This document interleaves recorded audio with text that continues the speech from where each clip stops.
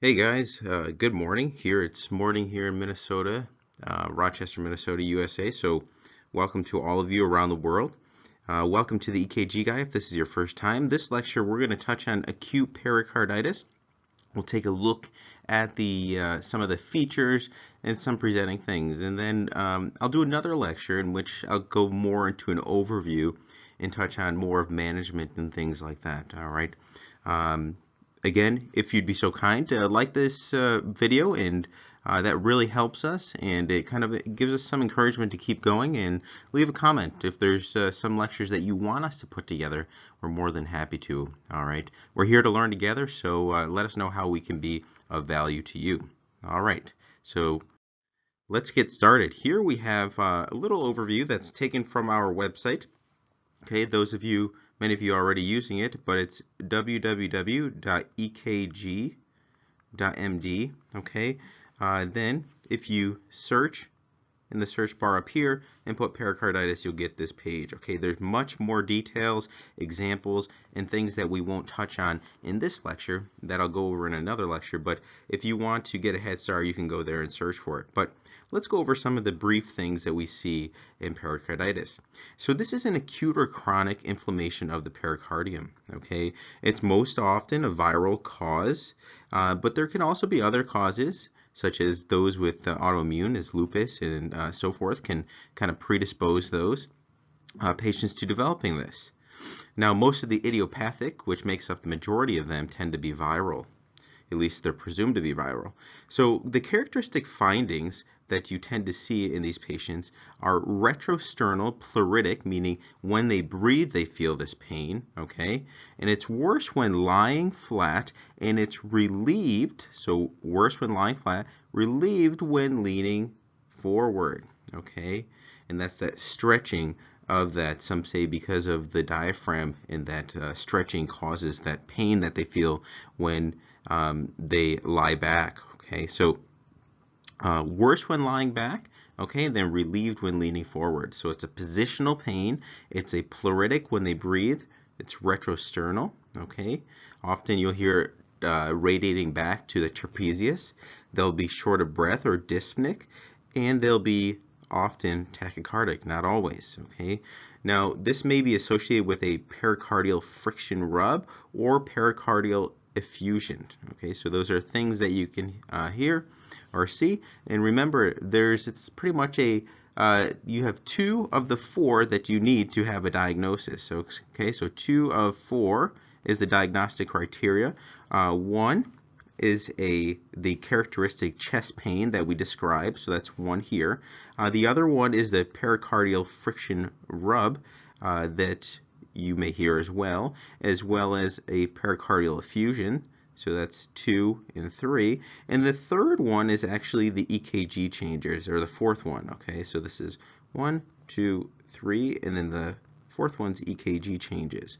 And if you have 2 of those 4, you've made the diagnosis of acute pericarditis. All right, and our focus here in these lessons is on the EKG changes. So let's look at that. So just an overview, you're going to see diffuse ST segment changes, and this is the result of epicardial involvement. Okay, myopericarditis, because sometimes the myocardium can be involved, you may see an increase in troponin, okay, involved if you have myocarditis. So that's one thing to keep in mind.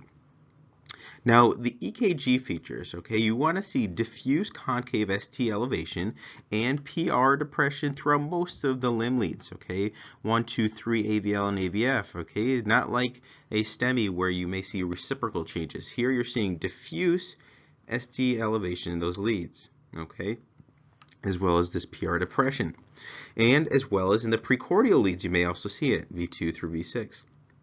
Now you may see reciprocal, or pretty much the opposite changes. So instead of ST elevation that you saw there, now ST depression and PR elevation instead of PR depression in lead AVR, okay, and sometimes lead V1.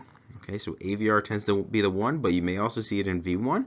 And then you have sinus tachycardia. Well, common, it's not always there, and as well as the effusion. If you have an effusion, you may see low voltage in both the precordial and limb leads, okay? Remember, when we talk about low voltage, Typically, it's the QRS complexes. In the precordial leads, this means it's less than 10 millimeters, okay? And then in the limb leads, this is less than 5 millimeters if your complexes are less than that. So that's that low voltage criteria, okay? Now, that's one thing you should keep in mind. The ST and PR segment deviation should be measured relative to the baseline formed by the TP segment. We don't always use the TP segment as the baseline, but in this case, that's a wise place to start. Okay. Now, there's stages that we can see on the EKG. All right.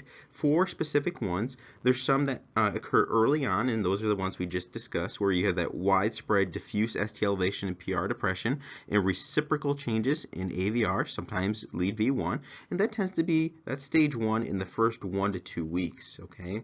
Now, over the first 1 to 3 weeks, you could also see normalization of the ST segments, okay, and generalized T-wave flattening. So if the patient's doing better, you may see this normalization of them. In stage 3, which is about a little after 3 weeks, you tend to see flattened T-waves, okay, that eventually become inverted. So you may see that, all right? So they go from being pretty much upright to flat, and then inverted T waves. And then eventually you get normalization of the EKG, and this may take a long time, okay? Often after 4 weeks, and that's that 4th stage. Okay, so that's just a little overview. We'll get into more in another lecture, but hopefully that's a good start.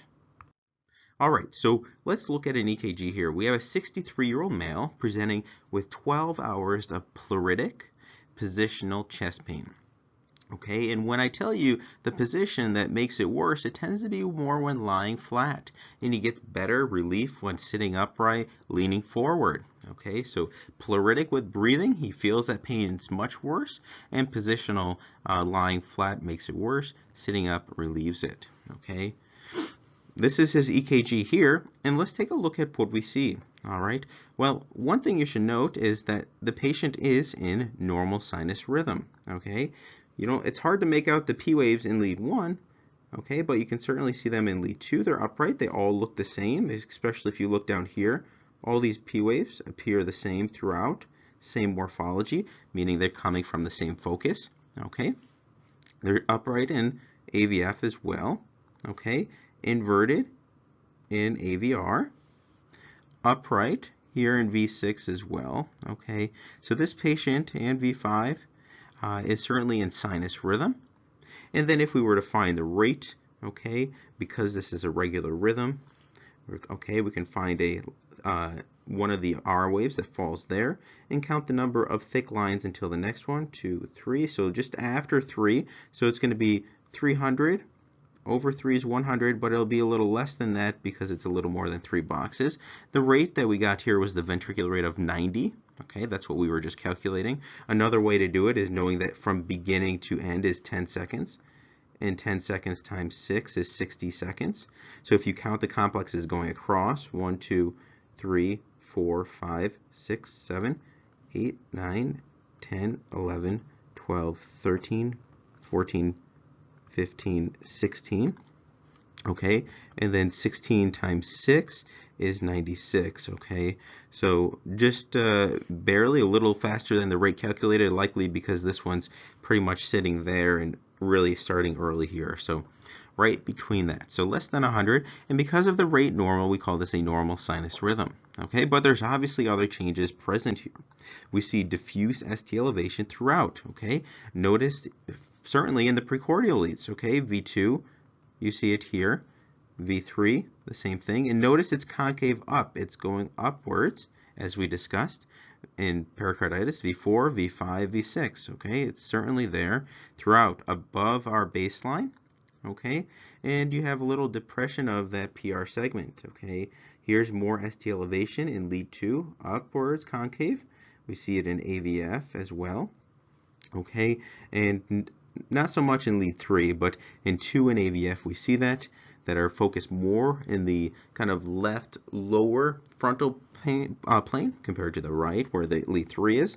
And then if you look at lead 1, you see some ST elevation, lead AVL. Okay, so one thing to note is usually if you were to see an infarct pattern, a STEMI, that you may see reciprocal changes that may clue you into whether it's an inferior or lateral infarct. Okay, in this case, we have both the inferior leads, so both the inferior and lateral leads that are that showed ST elevation, and this is more of a global process, likely suggesting pericarditis or some diffuse involvement. Okay. Now, what puts us intact is not only, remember, the EKG changes weren't alone and sufficient to make the diagnosis. It's that characteristic pain syndrome that we described the patient presented with. These EKG features, if we went on exam and heard a pericardial friction rub, that would be one of the criteria.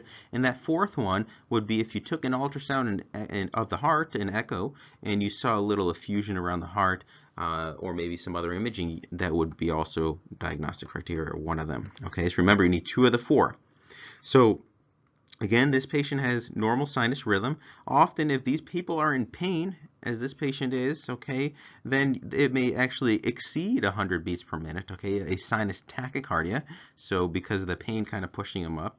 Sometimes fever can also exacerbate that as well. Now, this patient, a young, or an older guy actually, 63, may actually, be developing that, okay? It's only been there for 12 hours, so I wouldn't be surprised if this isn't treated soon or is pain controlled that he develops that. So the features that we see here are diffuse ST elevation in those leads we discussed. And remember, we see PR depression as well. So notice here, there's the PR depression. And we see those reciprocal changes in AVR, okay? Notice that you have the P or the ST depression there. Okay, so this present, and the PR elevation. Okay, so the PR elevation, and then the ST depression. And in fact, if you look at V1, you actually also see the ST depression there. So remember, we don't always see it there, but in this case, we do. Okay, so remember, the main things you want to look for are diffuse, concave up, ST elevation, okay, in most leads, and then you'll see also PR depression in those leads as well. Okay, diffuse, not all the leads, but that's one. And then remember, you have the reciprocal changes, pretty much the mirror images, okay, of that in leads AVR as well as plus or minus V1. We saw it here, and that would be ST depression and PR elevation. Okay. Remember, sinus tachycardia or fast sinus rhythm can also be present because of that pain. All right, so diffuse ST elevation and PR depression, AVR and V1 can show reciprocal changes of the ST segment depression and PR elevation. Okay, so at least the opposite changes that you would expect, and then the other ones. So remember, you want these that they're more diffuse, so inferior and lateral. That helps to distinguish between a STEMI. There's also a few other things that can help you differentiate between a STEMI and kind of clarify this is a fish hook pattern that we'll discuss, and another pattern that we can see in lead V6. I'll discuss in another lecture. And those some of those patterns are quite specific and can help rule one or the other out, and whether this is an early repolarization pattern or not. Okay, so just a few things to keep in mind. All right, so remember the 4 criteria. You need 2 of the 4. Okay, one being the chest pain syndrome.